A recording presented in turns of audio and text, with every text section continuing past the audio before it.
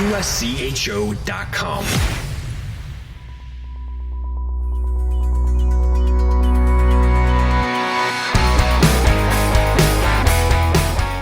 Welcome to USCHO Weekend Review for Monday, January 22nd, 2024.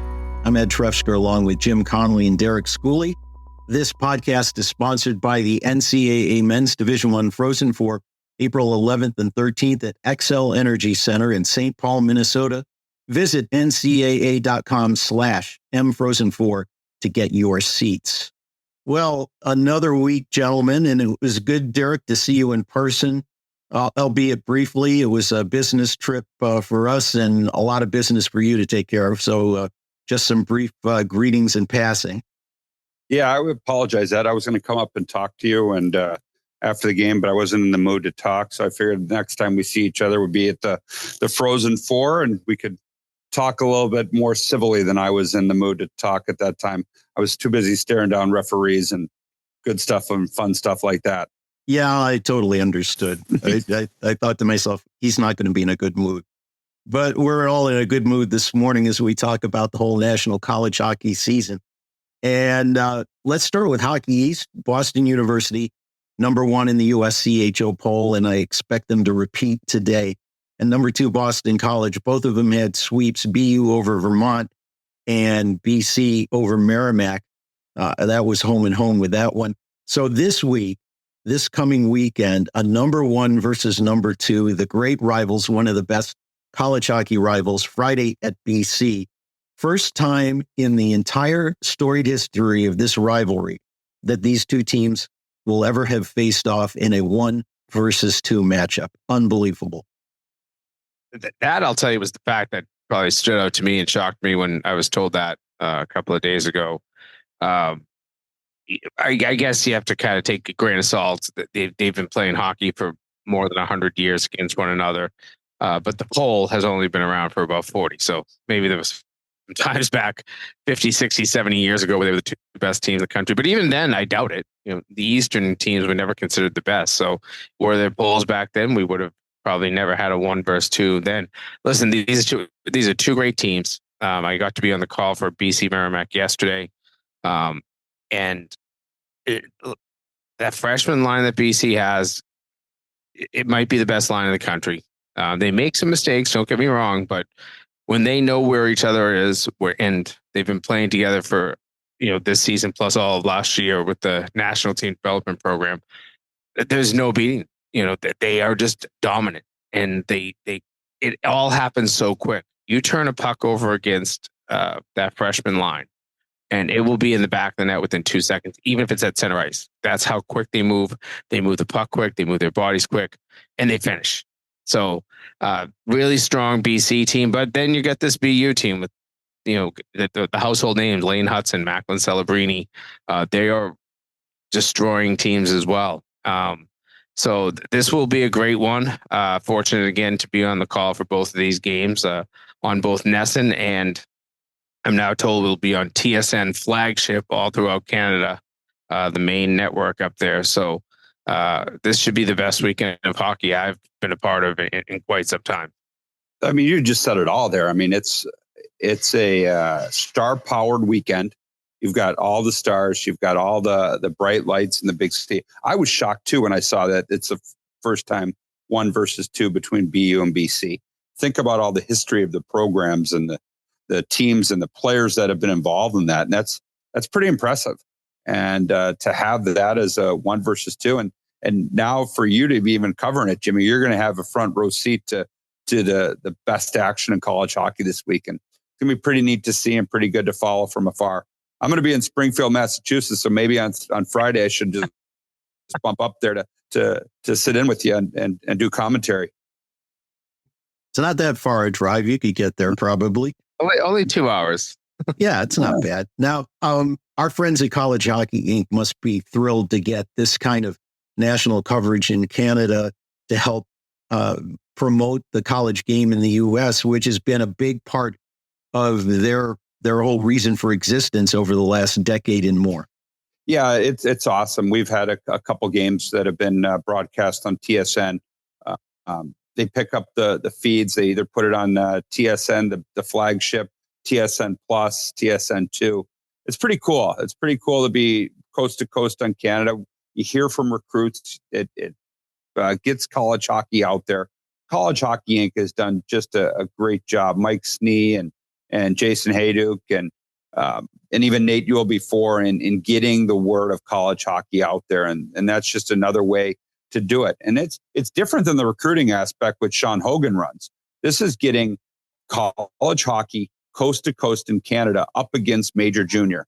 And that's why you see a lot of the good players, because they see the excitement of college hockey. They see the passion and they see that. And it's pretty cool, like I said, and a lot of credit to Mike Snee and Jason and Sean and Nate Ewell before them. And it's also awesome when you watch a package game on TNT or ESPN and they're constantly bringing up the fact that these guys have played and where they've played and what they've done in college hockey. Pretty cool. Well, another team near the top. We talked a bit about Quinnipiac having an easy route to the ECAC title, but a tough weekend for them in Central New York. A 2-1 loss to Colgate on Friday and a 3-2 overtime loss to Cornell this past weekend. It impacted them quite a bit in the PairWise. I'm sure it's going to plummet them in the poll. Should we be concerned about Quinnipiac? I know it's a 4.5-hour bus trip, but Derek, you take those all the time. Is that an impact, or is it just maybe a little hiccup along the way? You know that there was going to be a hiccup with them. I mean, maybe it's our fault. We anointed them the champions and all that, and then all of a sudden Cornell said, "Hey, wait a second." And Clarkson's not too far behind with they're 9 points back with I think they're 9 back with 2 games in hand.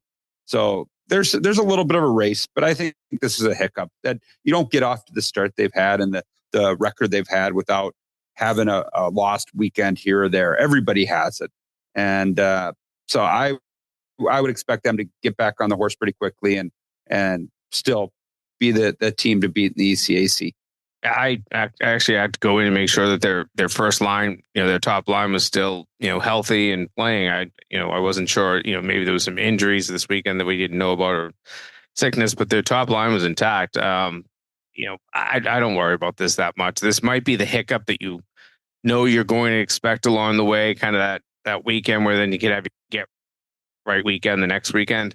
And then this is the Connecticut Ice Tournament coming up this week. I think they start off with Yale. I'm not overly concerned. Maybe this is a better time to get these farts out of the way than waiting until getting to Lake Placid and losing a game up there, which unfortunately for as solid as this Quinnipiac team has been, they've had very little success in Lake Placid. I think just one postseason title. So I don't worry too much about this weekend. It's a blip on the radar. Do it again, really not perform well on the Connecticut ice. I'd expect them to win that and be heavy favorites in that tournament. If they can't pull that out, maybe you have an issue, but I'm not that concerned. This is that's something to refocus them too. You know what? You always look for something to get you back to earth a little bit. And then maybe they had been reading their press clippings. Maybe they'd been listening to the show. Maybe they had been anointed by everybody. And now this is a refocus time. So I would say it came at a real good time for Quinnipiac. It's also pretty helpful for Cornell, who's right on the bubble with the PairWise. And we're going to talk a little buy or sell in our second segment. Yes. That may have opened the door for them. I know that's Derek's favorite, the buy or sell. Well, how about Michigan and Michigan State? I was on the radio on Friday night, so I wasn't watching live, but then all of a sudden I see tweets about a little bit of a brouhaha and one penalty after another. Michigan crushed the Spartans on Friday in East Lansing 7-1, and then Michigan State came back on Saturday in Ann Arbor at Yost, a 7-5 win, and Michigan had been up 4-1 in that one. So a whole bunch of stuff. Let's just have some comments first and then a couple of more things to follow up. What do you think about this whole series? Isn't it great to have feisty rivalry games like that? Well, this brings back the days of Jim Cummings and Chris Tamer going at it in the 90s. Big two heavyweights, they always would fight. Damon Whitten and Bobby Gassoff at the brawl at Joe Louis. I mean, This is a rivalry that I wouldn't say was quiet or dormant, but it was one-sided. It was Michigan always going to the tournament, and it was almost big brother to little brother. And now it's the little brothers got older and ready to get him back. So I'm using some college hockey history. Great to see. I know Mike Prasuta, our radio guy, is a big Michigan State Spartans fan and wrote a book on Michigan State hockey. And he's already at the point where he's talking about this being the next St. Louis year for them and winning and getting back into the NCAA tournament. I told him to slow down. And then after Friday, I didn't hear it. But then again, on Sunday, I heard it about the Spartans. So it's good to have that rivalry back. And crazy games, though. Wow. What scores you had going back and forth between, you're talking 20 goals scored in the two games and wide open offensive hockey. And, Michigan State, big bounce back for them after losing 7-1 on Friday, though. And to trail 4-1 in that second game after that awful performance at home. And then, what impressed me about that comeback on Saturday, you're down 4-1, but then you score that goal to make it 4-2 40 seconds later. And then by the end of the period, you've got it tied. And then in the third, you find a way to take the lead, get an empty netter, you give up one late, and it becomes a 7-5 game. But that's 6 straight goals in response to falling behind. And I think that those are the types of games. And even though you split on the weekend, Adam Nightingale has to feel like that they came out feeling better than Michigan on the weekend. I don't know if that makes sense, but they found a way to play hockey for basically a period and a half out of the whole weekend and dominated that period and a half and turned what could have been a 0-point weekend into at least 3. They have to feel good about that. And maybe this could be the gut check you need. This could be what takes you across the line within the Big Ten. I have to feel like you have to get some confidence off of a win like that. How devastating would it have been if they couldn't have come back? You're down 11-2 on the weekend in goals, come out of that with no points, come out of that feeling deflated. That period and a half, not only for that game, but for the rest of the season, may have been make or break. Honestly, it's a complete 180. You would have felt devastated. You would have felt like you didn't have it. Hey, maybe we're not that good. Maybe we thought we were better. And then then it's much harder to remember those games back in October. Some of the big games you won and started to put yourselves on the map. Those games you played early in the season suddenly are so far in the rearview mirror, and all you can remember is getting crushed by your rival back-to-back nights. So whatever they did, whatever adjustment they were able to make, and maybe it was just flipping the switch, which you don't love. I know, Derek, that's a coach term that coaches hate. You don't like when coaches feel like their team is just flipping a switch. But if they did it and it worked, you take it and you build off of it. I'm going to take you one step further. I don't know if that was the craziest game of the weekend. I'm going to go another rivalry, Service Academies. What a game that second game was. 5-0 Air Force, 6 minutes to go in the second period. Ends up being 6-2 after 2. Army comes all the way back. Air Force scores the empty net goal to make it 7-5. Army scores again after that, 7-6. What's with the rivalry games this weekend? One-sided the first night, and then that crazy. Like, I turned it on going, okay, Air Force killed them 8-1 the first night. It's going to be a tight one, and it's 5-0. I'm like, oh my God. So big rivalry weekends with big comebacks. It just shows you the emotion that's put into those games. Are we supposed to expect 10-9 in one of these games between BC and BU this weekend? If you're following the script, well, the first one's going to be a blowout. The first one will be a blowout, then a crazy rivalry game after that. And again, it's continuing the tendency we've seen this season. And I've had people ask me about it, even in our question and answer on our radio broadcast. How come there's so many goals being scored in college hockey? And I don't think it's because the goaltenders are playing worse. The numbers are up there for goaltenders. People are just getting a lot of shots. And quality shots. Yeah. And there's, it's we've talked about this. It's the more you watch hockey and the more it happens, the higher level of talent, the more these kids want to go out and try to figure out how to do the same thing. And you're getting more creativity. You're getting more, just fundamentals are stronger. And then I think that you end up finding more quality in the game. And right now, offensively, the game is showing more quality than we've seen in many years. I mean, you're talking about offense. Are people complaining, Ed? I mean, they've wanted they're goals surprised. forever. They've wanted scoring, and now people are complaining. Come on, stop being fickle. We got goals. We got no, they're not complaining. Yeah. They want to know, is it really happening? Because they like it. Is it sustainable? That's a good question. It does fit into what I know the rules committee has wanted to do to try to get more offense, but the things they've done are not the things that are creating the offense right now. No, we just have talent. We have a lot of talent right now in college hockey. Great for college hockey. North Dakota, a win and a tie on the road against St. Cloud State. They had 3 straight overtime losses, but now 4-1-1 in their last 6, and that's bumped them all the way up to 3rd right now in the PairWise, which at this point makes them, very high percentage point or 2 away from a lock, I guess, at this point. Do they feel like the 3rd best team right now? I'm going to quote Brad Schlossman. Gino Gasparini or Dean Blaze never had a team go 17 games without losing in regulation. Think about that. They were there 26 years. They've never had a team go 17 straight games without losing in regulation. That is really impressive. That team's firing on all cylinders right now. That team's hot. And I think they're a little sneaky under the radar a little bit. I don't think people have given them as much credit as they deserve.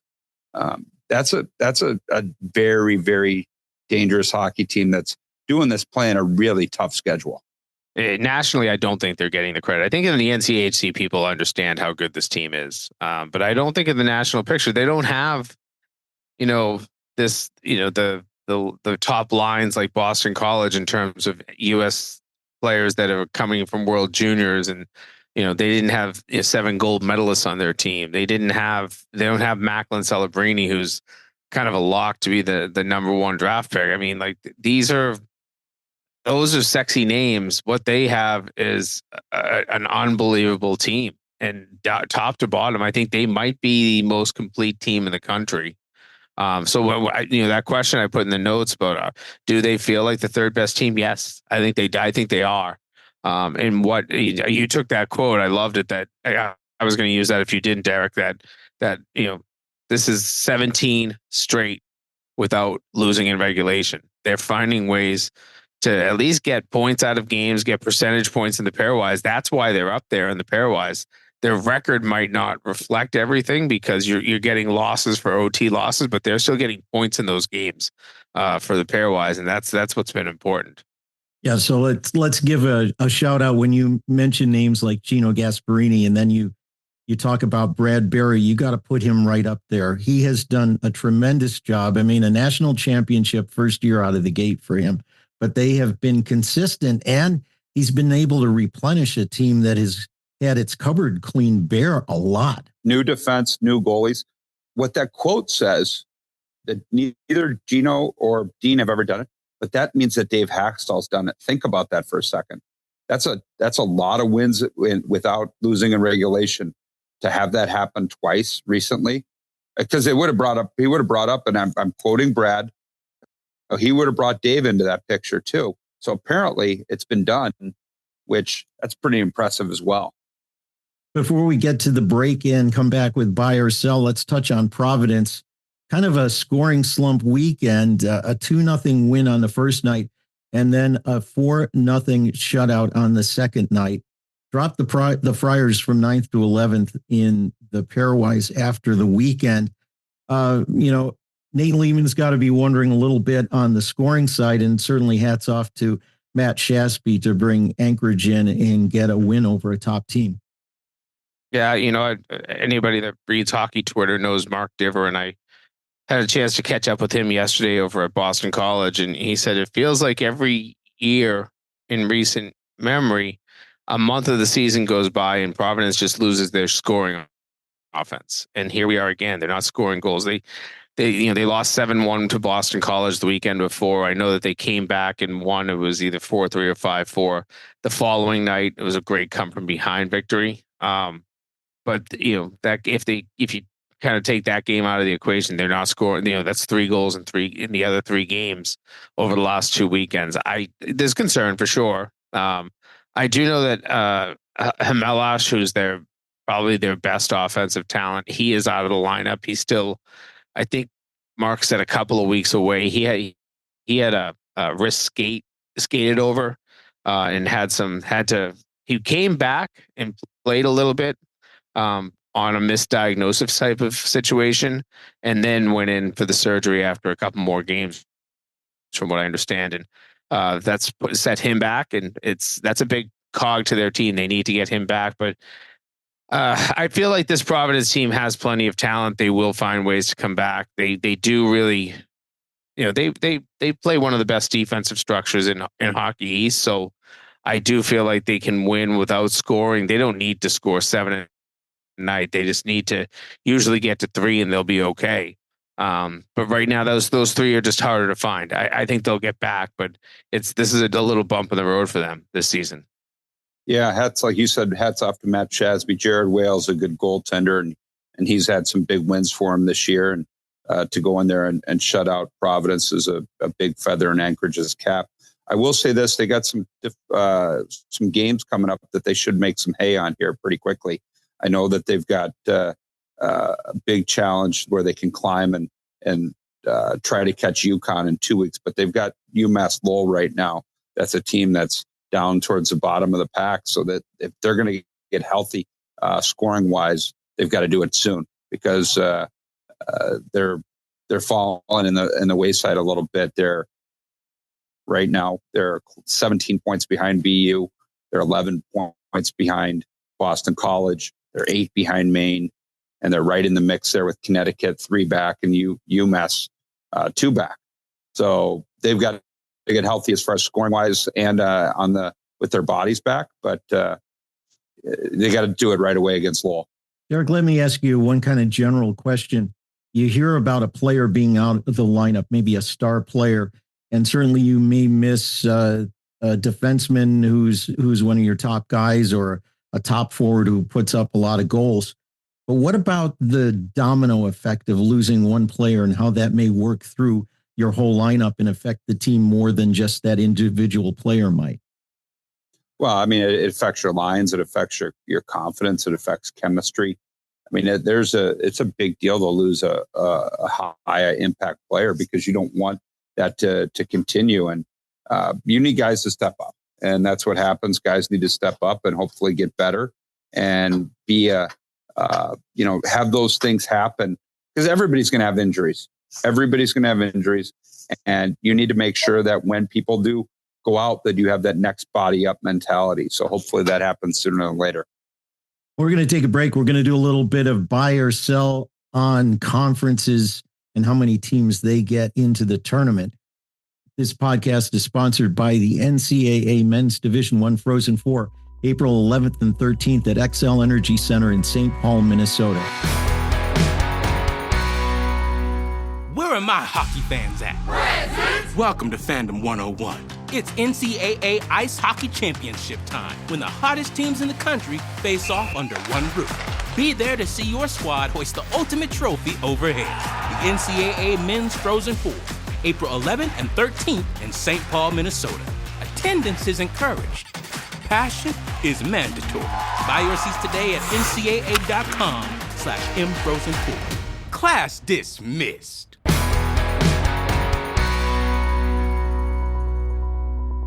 Welcome back to USCHO Weekend Review. It's the buy or sell conference edition. We're going to look at how many teams each conference would get into the tournament right now and either buy or sell whether that same number will make it in. So if the number is 4 teams and you think it's 4, then you buy. If you think it might be 3 or it might be 5, you sell. It's whether the numbers right now are on or off. Yeah, there's no holds here. Holds. Yes, there will be. Oh, there's no holds. Yeah, there will be. Yeah, a hold is sort of like a buy. in this Yeah, case. right. I mean, then you're going to say it's going to be the same. I mean, just buy or sell. It's a black or white this edition. Yeah, you don't have any stock in this whatsoever, so you can, or no, then the sell wouldn't work. Okay, well, we know where we're going here. Let's start out with Hockey East. Currently, 5 teams are inside the bubble: BU, BC, Maine, Providence, and UMass. It seems like those first 2 are a complete lock. Maine, very strong. The other 2, we got to think about a little bit. So buy or sell on 5 Hockey East teams in the tournament. And I'm getting the point. I have to go first. I'm actually, don't kill me, Steve Metcalf. I'm going to sell. I feel like 4 is going to happen. I don't know who the 4th will be. Will it be UMass? Will it be Providence? Maybe it's even UNH. But as I look at UMass's and UNH's schedule the rest of the way, they have to play either BC, Maine, or BU.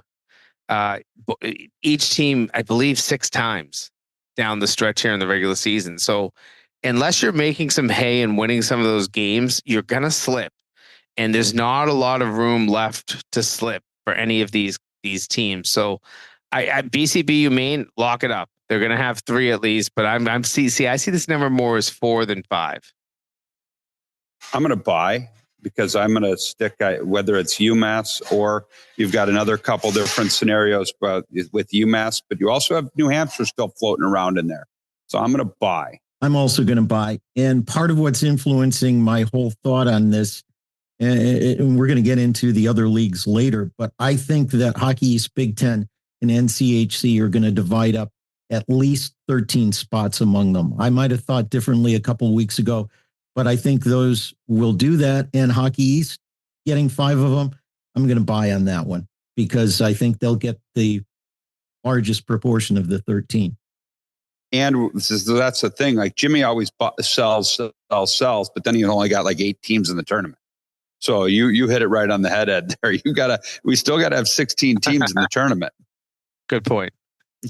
Big Ten right now, 4 teams are in: Wisconsin, Michigan State, Minnesota, and right on the edge is Michigan. Yeah, I'm going to buy. Yeah, I'm going to buy on this one. I think they're going to win. They're going to take care of the business they need to, and they're going to win the big games. A win over Wisconsin for Michigan will drive them up higher. I think those are the 4 teams. I don't think that there's the chance of anybody climbing. I don't think Notre Dame's going to make it an additional team. So I'm going to buy with that. I think Michigan will eventually solidify themselves into the PairWise in the bubble. Yeah, I'm buying too. I mean, I see Wisconsin and Michigan State as absolute locks. Minnesota really close. Michigan's the one team that I worry about. But I don't see that slippage, and I don't see any of the other 3 teams finding ways to win the conference tournament. Penn State, Ohio State, Notre Dame have not shown the consistency they need to get out of that first round and get to the final 4, where maybe it's more of a crapshoot then. I see this as the final 4 probably in the league. And then if Michigan get there, I think they'll have won enough games but at that point to have moved their way in. Yeah, I'm going to buy on that one pretty much for the reasons you guys are saying. If one of those 3 teams that you mentioned that's out of it did win a first round, it might move one of them out. If it's not in the championship, it might move a team out. Say if it was a Michigan that lost. But Yes. if one of those other teams ends up winning the league, it probably also will push one out and they still get in 4. So I think buy is the right decision on that one.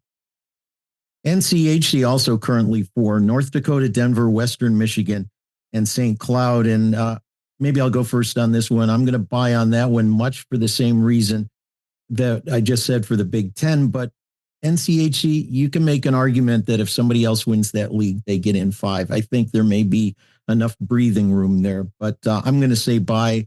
And that 4 seems like the right number to me. I think 4 is the right number. I'm not sure this is the mix. I think I never know what's going to happen with Colorado College. They were on an upswing. Obviously, they're playing well. The team I'm most concerned about probably is Western Michigan.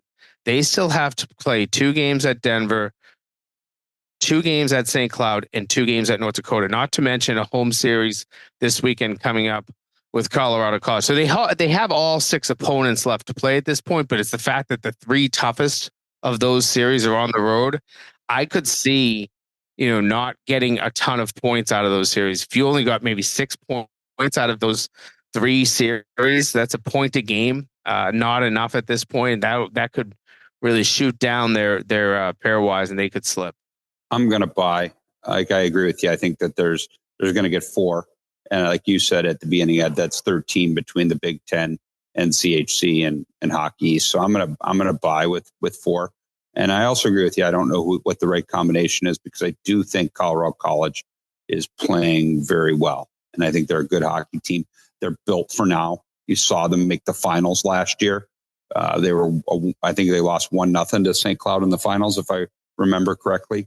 But I think that they could fall their way through into that. And so I'm in buy-in, but I don't know the right teams, like you said. Let's take a look at the ECAC. Currently, 1 team is in Quinnipiac. Cornell on the bubble after the wins over Princeton, overtime win over Quinnipiac on the weekend. 1 is the number right now. Buy or sell 1 ECAC team. I'll go first. I'm gonna sell because I think they're gonna get 2. I think Quinnipiac gets in. I think Cornell probably finds a way in. They're playing arguably their best hockey right now. Their resume is going to look pretty good. The fact that they, went 2-0-1 against Arizona State. They tied UMass. They beat Boston University. Some of the sweep of Duluth, I don't think goes that far. But you're looking at what they have left. Harvard and Dartmouth, it shouldn't be a problem. St. Lawrence and Clarkson, both of those games at home. RPI and Union on the road. Who knows with RPI, sometimes they just find ways to turn it on at home. Brown and Yale, Clarkson, St. Lawrence, and then Union RPI at home. So they've got the North trip still to make, going up to Clarkson, St. Lawrence at the end. They've played each of those teams twice. But I still see Cornell finding a way into that ECAC championship game. Even if they don't win it, I think they'll have their ticket punched by then. Ooh, I've got a tough one here, because I said 13 with the other one, and I really want to buy. And the math doesn't work out. So you criticize me for selling. I knew I had to at some point. I know. So I guess I'm going to have to sell. As much as it pains me. Maybe that means Cornell does. Maybe I'm wrong and Cornell sneaks in. Maybe they're the first team out, but I would mean you would buy, wouldn't you? If you're saying only one's getting in, you're buying on the fact that just Quinnipiac's going to get in. Yeah, I guess I am. I think I don't know. I'm kind of going. This is a tough one for me, and I think it's Quinnipiac only. I think it's 1. So yes, I guess in that scenario, I'm gonna go against you, and I am going to buy on 1. It pains me though. Which is basically saying that Quinnipiac wins the league championship, which has kind of been a tough thing for them along the way. But I'm going to... Yeah, I also said the 13. No, but if these were bets, and they sort of are like bets, it's like we were buying or selling stock, I might have a whole lot more Hockey East, Big Ten, and NCHC stock, but maybe I have a small interest in ECAC stock. And in this case, I think I might sell because it's more of a hunch than the numbers, but I think you could see Cornell do that, or you could see an upset. So we saw it last year with Colgate. They got in on Don Vaughn's last season behind the bench. Then Quinnipiac goes to Colgate and loses what you think would be one they'd want to get back. So I still think there's a possibility there. And if you get somebody upsetting Quinnipiac for the championship that's not Cornell, then maybe Cornell doesn't end up making it in the tournament. So I'm going to sell on that one, even knowing that it doesn't add up numbers wise, because you're talking about different stock positions. You have the new 17 team tournament. That's what. Next thing, everybody wants to have home ice again. That's being brought up now. Ed's expanded to 17, and he's hedging his bets. He's been watching billions on all the trips that he's been on. Atlanta, I don't watch much stuff in the car, actually. Atlantic hockey currently at 0. So only the conference champion will get in. RIT right now is tops in the PairWise at 23. And actually they went down despite winning 2 games on the weekend. Nobody's going to be able to move up in the PairWise. It's going to be one team. That's a buy all the way for me. It has to be. I mean, it's just the who is the question. Is it RIT? Is it AIC? Is it Holy Cross? Is it, some Air Force? Watch out for them. Air Force, all those teams are kind of in the mix, but it's only one team. The math is there. We're doing the CCHA next. You can speed through it because there's only one team there as well. Yeah, it's both. It's one more team in each of them.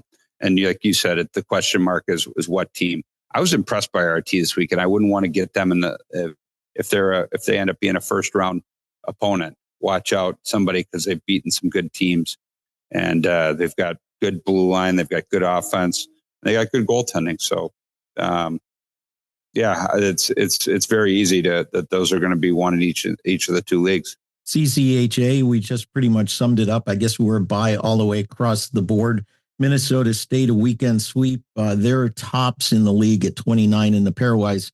That's insurmountable with mostly league play. Yeah. I guess the question that I have, and I don't think we've got what happens if St. Thomas play in their playoffs? They do, but I think it's very similar like what happened in basketball last year, where Merrimack won their conference tournament, but the runner-up, and I'm kind of forgetting who it was, even though they pulled off a massive upset, they ended up going in their place. The 2 seed, the 2, yeah. The runner-up would become the champion. And speaking of St. Thomas, we'll plug the interview Jim and I had last week on USCHO Spotlight with Rico Blasi. That's a must listen, I think. Really interesting to hear how they've put that program together and have gradually moved into D1 and all the stuff that it takes at that school to go from D3 to D1. Interesting to listen to that. One more for buy or sell. Independence right now 0. Arizona State is 17th in the PairWise, and the prognosticators doing the math say even if they win out, it's only about a 49% chance to get in. They're the ones who really have to hope for not any upsets in some of those leagues taking some spots. Alaska is at number 21. They have even a better chance if they win out than Arizona State does based on schedule. But is it buy or sell on an independent team getting in? Well, I bought it early this year, but I'm going to have to sell it now. I just don't see the math, especially Arizona State playing Alaska for 4 games down the stretch here. Either team would have to go perfect, and I don't see that series being one where either goes perfect. And the team that really would need to go to perfect is Alaska Fairbanks, because they have the better odds if they were to sweep Arizona State and win all the rest of the games, which means beating Alaska Anchorage that just beat Providence. I mean, you're finding there's a lot still to be done, and the hill has gotten too difficult to climb without a conference tournament, without having, you're basically ending your season somewhere around the first week of March. I mean, but doesn't it go the same way? I mean, you sold, but it's 0 already, currently 0. So you'd be buying on 0. Yeah. So, correct. So we're confusing ourselves here, but yes, I'm with you, because I mean, the sad thing is Arizona State could end up with single-digit losses and not even be close. I mean, they could be if they lose 1 or 2 or 3 more games, it'd still be single-digit losses. They're going to be down. They could be down around 20, and that's a tough one. But I think we've talked about it with all the home games and overtime wins and all that. And I think I worry about where their headspace is right now. I think they probably had Cornell as, the must-win weekend, and then they lose that. Then Augustana comes to town, and they don't win the first game, and that is probably put the the final pin in the pincushion for them, unfortunately. Yeah, I agree. I don't think we'll see an independent, so I guess that's a buy. By the way, can I just bring up one quick note as we start talking about this stuff, and we're talking about who wins auto bids? We said that UMass could get in for Hockey East, but if they do, they're probably going to be right on the bubble. AIC considerably could win the conference tournament in Atlantic hockey. So UMass and AIC, both would be number 4 seeds, but they're both hosting the regional in Springfield. How do you pull that one off? Where does which of the host schools actually gets to play in the regional, which would have to get shipped because you can't have 2 4 seeds in the same regional? You're really getting crazy. That's bad math. That's like the mind blowing math right there. AIC's building, isn't when that go a little bit further? I don't know. That's crazy. We'll let the Springfield Thunderbirds decide. Well, let's go to a couple other things we want to make note of. We've talked about Air Force, the weekend sweep at Army, and actually it was the first time in 46 seasons of play between those two programs that one swept all 4 games between them when they played 4 games. So that was a big accomplishment there, but also the 500th win behind the bench for Frank Serratore.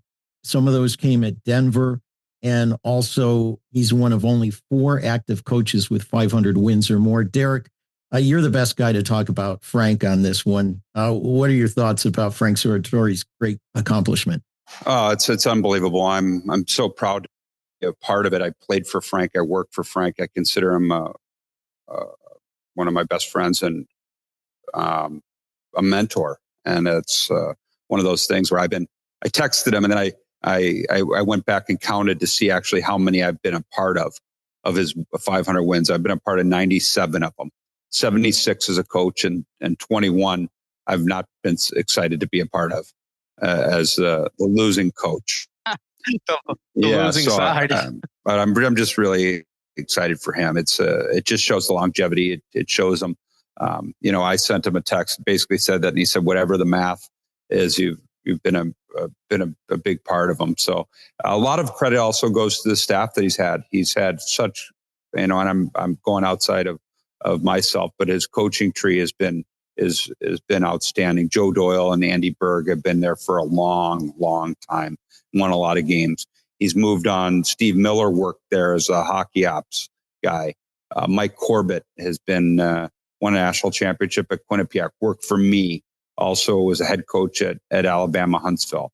I mean, you go a long way with the people that you surround yourself with, and Frank surrounded himself with good people. So I'm really excited for him. And like I said, I've known Frank since 1988, and I couldn't ask for a better mentor and friend and in the game of hockey, that's for sure. I'll tell you, he's a guy that not just a good coach, good guy, brings a lot of levity to the game too. He can get a lot of laughs around Frank, and sometimes this game needs it. I think the old generation of coaches that I kind of grew up with 30 plus years ago had a little bit more of that. We have gotten into such a serious business of coaching that sometimes you forget to laugh. And when you have Frank around, you never forget to laugh. That's true. And I've always enjoyed being up in the press box in the other broadcast booth when Frank Serratore comes up for his post-game interview with the great guys at the Air Force broadcast. And if you didn't see the game, you could tell how the game went by how Frank looks when he gets up there. If it was a good win, he looks like he just stepped out of the pages of GQ. If it was a difficult game or a loss, you can see that he worked as hard as the players did by the end of the game. And we're running into a time where this, like you said, Jimmy, the characters and people are getting to the older generation, and we're going to be losing a lot of these guys here in the next 5-10 years. And I don't know how much longer Frank has in coaching, but he's done an unbelievable job, and to take the Air Force program from where it was and have a big impact on Denver winning. George Gwozdecki came and won after with a lot of Frank's players, and then George did a great job on his own. But we got to appreciate the treasures that we have while they're still coaching. Yeah, you think around your conference, there are a few coaches that are not that far from retirement. Probably half the league. You hope you're not counting me in that mix. You're the next generation of elder statesmen in the league. How's that? Yeah, thank you. Also, we want to extend some best wishes to longtime Hockey East official Tim Benedetto. Jim, he was struck in the face by a deflected shot on Saturday, and you've got some details on that. Yeah, Tim's one of the great guys in the league, 33rd season as an official in the league, and he's been one of the deans of the referees for quite some time now. He was hit in the face. Again, it sounds like a puck that got up, kind of got onto that shield and did some damage to some teeth. I know he got, I think, 10 stitches. He was in the hospital. He was down at Tufts Medical Center in Boston for much of Saturday. He was released that night. He is resting comfortably, I'm told, by Brian Murphy, the supervisor of officials. But anybody that knows Timmy, he's a longtime Chelsea police officer. One of the, again, we go back to characters. One of the guys you can have a lot of laughs with. Good official, but he certainly also understands that it's still a game and we have to enjoy it. One note I will make, and this came from the league, that a lot of credit needs to go to the former Northeastern hockey coach, now athletic director Jim Madigan, his athletic training staff, for really quickly getting out onto the ice and tending to Timmy, and they did a great job of transporting him and getting him into the hospital so that everything could be done in a quick manner before any further damage could occur. So we one of the best. I know he's had a lot of years on the ice. I hope we see him back. He is just a great guy.